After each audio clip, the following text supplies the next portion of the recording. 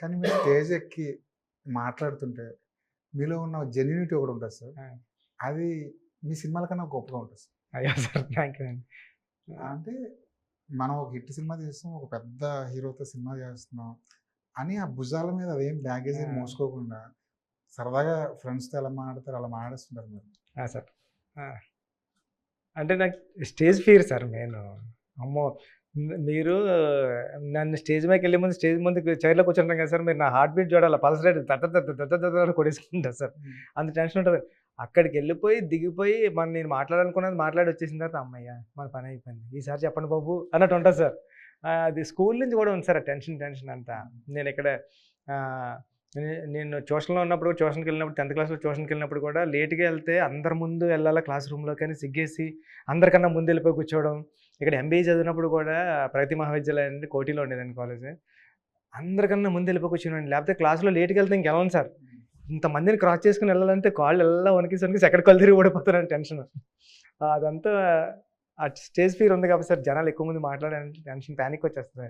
మరి ఇంత పానిక్ ఉన్న వ్యక్తి చరణ్ లాంటి ఒక గ్లోబల్ స్టార్ ముందు కూర్చొని 3 గంటలు కథ ఎలా చెప్పారు?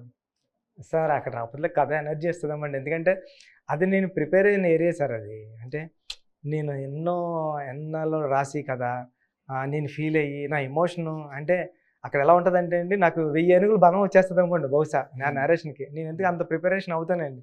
ఇక్కడ అంటే జెన్యూన్‌గా ఉంటాను కాబట్టి ఉంటాను కానండి, ఆ టెన్షన్ ఏం మాట్లాడాలో తెలీదు. పెద్ద పెద్దోళ్ళందరూ ఉంటారు. ఆ టెన్షన్ వల్ల ఇంకా అలా. అసలు చరణ్ గారితో ఫస్ట్ మీటింగ్ ఏంటండి కథ గురించి? కథకు సంబంధించి, పెద్ది కథకు సంబంధించి అసలు ఏం మాట్లాడుకున్నారు ఆ ఫస్ట్ మీటింగ్‌లో? నన్ను సుక్కు సార్ తీసుకెళ్ళి అంటే యాక్చువల్‌గా "అరేయ్! చరణ్ గారికి అదిరిపోతది కదా! నువ్వు చెప్పన్నారండి." అంటే ఇంక ఆయన ఓకే చేసేస్తాడు, నువ్వు చెప్పని ఫోన్ చేశారండి. అంటే అవునా! ఓకే. ఇదంతే సుక్కు సార్ చెప్పారు కదా! ఇంక అయితే ఓకే అయిపోయింది మన ఫిల్మ్ అనుకున్నానండి. రేపు నేరేషన్ అనగా చరణ్ గారు నైట్ 9:30కి, 10:30కి కాల్ చేశారండి. "బుచ్చి ఎక్కడున్నావు?" అంటే "సార్ ఇక్కడే రేపు నేరేషన్ గారికి ప్రిపేర్ అవుతున్నా" "మీ బాస్ నాకేం చెప్పాడో తెలీదు. నీ కథ నచ్చితేనే చేస్తానండి." అమ్మ! అని ఇదేంటి ఈయనేమో చేసేస్తాడన్నారని, ఓకే. కథ నచ్చితేనే చేస్తన్నారు. సార్ కథ నచ్చితేనే కదా సార్ చేస్తారు. కథ నచ్చకపోతే ఏం చేస్తారనండి. ప్రిపేర్ అయ్యి ఎర్లీ మార్నింగ్ సార్ అని నేరేషను ఎంతసేపు చెప్తా అన్నారండి.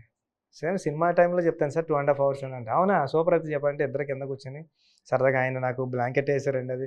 అది చిన్నది క్లాత్ లాంటిది ఏస్తే దాని మీద కింద కూర్చుంటే నేను నేరేషన్ అంతా ఆయన కింద కూర్చొని ఇద్దరు సరదాగా అలా కబుర్లు చెప్పుకుంటూ అంటే జస్ట్ అయిపోయిన వెంటనే హగ్ చేసుకొని సినిమా మనం చేస్తాం.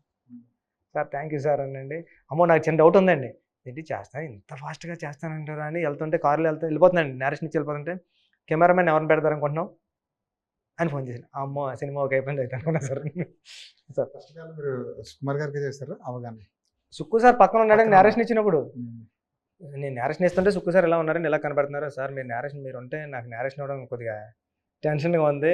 నేరేషన్ ఇవ్వలేకపోతున్నాను. మీ వైపు చూసి గురువు ముందు విద్య ప్రదర్శించాలంటే ఇంత టెన్షన్ మీరు ఇలా రండి సార్ కనిపించకుండాను. ఓకే రా అయితేనండి. ఆయన అక్కడెక్కడో కూర్చున్నారండి. ఇలా నేరేషన్ ఇచ్చామాట.